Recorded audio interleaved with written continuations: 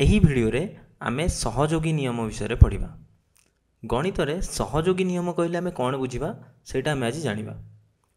ଦେଖ, ମୁଁ ଯଦି ତିନୋଟି ସଂଖ୍ୟା ନେବି, ତିନୋଟି ସଂଖ୍ୟା ମୁଁ ଯଦି ନେଉଛି 6, 9 ଏବଂ 12। ଏବେ ମୁଁ ଯଦି ତିନୋଟି ସଂଖ୍ୟାକୁ ମିଶାଇବି, ମୁଁ ଲେଖିବି 6 + 9 + 12। ଏହାପରେ ଆମେ କ'ଣ କରିବା? ପ୍ରଥମେ 6ରେ 9 ମିଶାଇବା ଏବଂ ତାର ଉତ୍ତରରେ ଆମେ କ'ଣ 12 ମିଶାଇବା।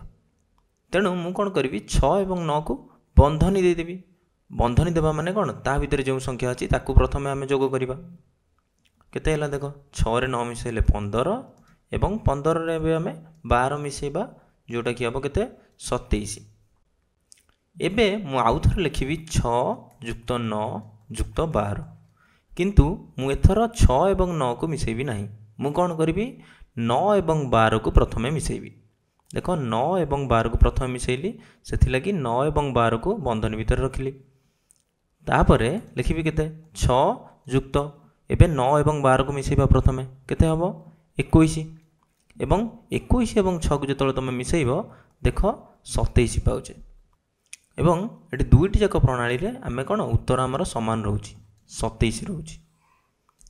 ତେଣୁ ଏହି ନିୟମକୁ ଯୋଗ ପ୍ରକ୍ରିୟାର ସହଯୋଗୀ ନିୟମ କୁହାଯାଏ।